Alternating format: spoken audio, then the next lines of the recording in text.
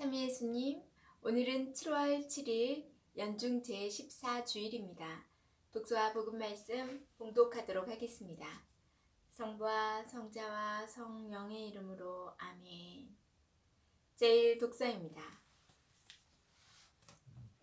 이사야서의 말씀입니다.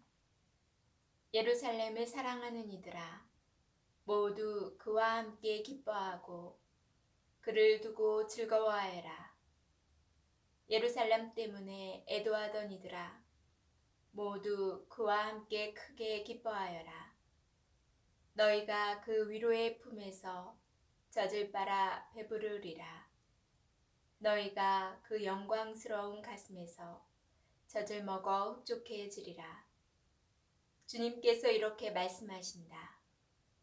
보라, 내가 예루살렘의 평화를 강물처럼 끌어들이리라. 민족들의 영화를 넘쳐 흐르는 시내처럼 끌어들이리라. 너희는 젖을 빨고 발에 안겨 다니며 무릎 위에서 귀염을 받으리라. 어머니가 제 자식을 위로하듯 내가 너희를 위로하리라. 너희가 예루살렘에서 위로를 받으리라. 이를 보고 너희 마음은 기뻐하고 너희 뼈마디들은 새 풀처럼 싱싱해지리라. 그리고 주님의 종들에게는 그분의 손길이 드러나리라. 주님의 말씀입니다. 하느님 감사합니다. 제2 독서입니다. 사도 바오로의 갈라티아서 말씀입니다. 형제 여러분, 나는 우리 주 예수 그리스도의 십자가 외에는 어떠한 것도 자랑하고 싶지 않습니다. 그리스도의 십자가로 말미암아 내 쪽에서 보면 세상이 십자가에 못 박혔고 세상 쪽에서 보면 내가 십자가에 못 박혔습니다. 사실 할례를 받았느냐 받지 않았느냐는 중요하지 않습니다. 새 창조만이 중요할 따름입니다. 이 법칙을 따르는 모든 이들에게 그리고 하느님의 백성 이스라엘에게 평화와 자비가 내리기를 빕니다. 앞으로는 아무도 나를 괴롭히지 마십시오. 나는 예수님의 낙인을 내 몸에 지니고 있습니다. 형제 여러분, 우리 주 예수 그리스도의 은총이 여러분의 영과 함께하기를 빕니다. 아멘. 주님의 말씀입니다. 하느님 감사합니다. 복음 말씀입니다. 루카가 전한 거룩한 복음입니다. 그때 주님께서는 다른 제자 72명을 지명하시어 몸소 가시려는 모든 고을과 고장으로 당신의 앞서 둘씩 보내시며 그들에게 말씀하셨다. 수확할 것은 많은데 일꾼은 적다. 그러니 수확할 밭의 주인님께 일꾼들을 보내주십사고 청하여라. 가거라. 나는 이제 양들을 이리떼 가운데로 보내는 것처럼 너희를 보낸다. 돈주머니도 여행 보따리도 신발도 지니지 말고 길에서 아무에게도 인사하지 마라. 어떤 집에 들어가거든 먼저 이 집에 평화를 빕니다 하고 말하여라. 그 집에 평화를 받을 사람이 있으면 너희의 평화가 그 사람 위에 머무르고 그렇지 않으면 너희에게 되돌아올 것이다. 같은 집에 머무르면서 주는 것을 먹고 마셔라. 일꾼이 품삯을 받는 것은 당연하다. 이 집, 저 집으로 옮겨 다니지 마라. 어떤 고을에 들어가든지 너희를 받아들이면 차려주는 음식을 먹어라. 그곳 병자들을 고쳐주며 하느님 나라가 여러분에게 가까이 왔습니다 하고 말하여라.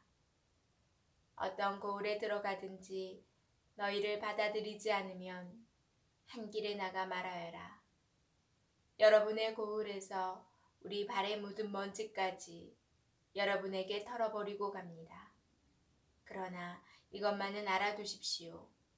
하느님의 나라가 가까이 왔습니다. 내가 너희에게 말한다. 그날에는 소돔이 그 고울보다 견디기 쉬울 것이다. 이른 두 제자가 기뻐하며 돌아와 말하였다. 주님, 주님의 이름 때문에 마귀들까지 저희에게 복종합니다. 그러자 예수님께서 그들에게 이르셨다. 나는 사탄이 번개처럼 하늘에서 떨어지는 것을 보았다. 보라, 내가 너희에게 뱀과 정갈을 밟고 원수의 모든 힘을 억누르는 권한을 주었다. 이제 아무것도 너희를 해치지 못할 것이다. 그러나 영들이 너희에게 복종하는 것을 기뻐하지 말고 너희 이름이 하늘에 기록된 것을 기뻐하여라. 주님의 말씀입니다. 그리스도님 찬미합니다. 잠시 묵상하겠습니다. 제1독서에서 이사야 예언자는 바빌론 유배를 경험한 이스라엘 백성에게 하느님의 평화와 위로를 예언합니다. 하느님께서 예루살렘에 위로와 평화를 주시면 주님의 종들이 그분의 손길을 느끼게 될 것입니다. 아울러 모든 민족과 언어가 다른 모든 사람이 예루살렘으로 모여와서 주님의 영광을 보게 될 것입니다. 그러나 원수들에게는 하느님의 진노가 닥칠 것입니다. 하느님께서는 불로 그들을 심판하실 것입니다. 오늘 복음에서 예수님께서는 이 시간 곧 하느님 나라가 도래하였음을, 드디어 주님의 평화가 내렸음을 선포하라고 제자들을 파견하십니다. 제자들은 기쁜 소식을 전하며 마귀들마저 복종시킵니다.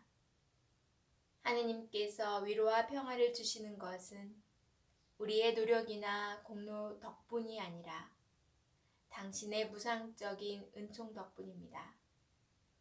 그러나 예수님의 제자들 가운데에서는 여전히 율법을 철저히 지켜야 하지만 하느님의 위로와 평화를 얻는다는 바오로 사도의 가르침을 탐탁하지 않게 여기곤 하였습니다.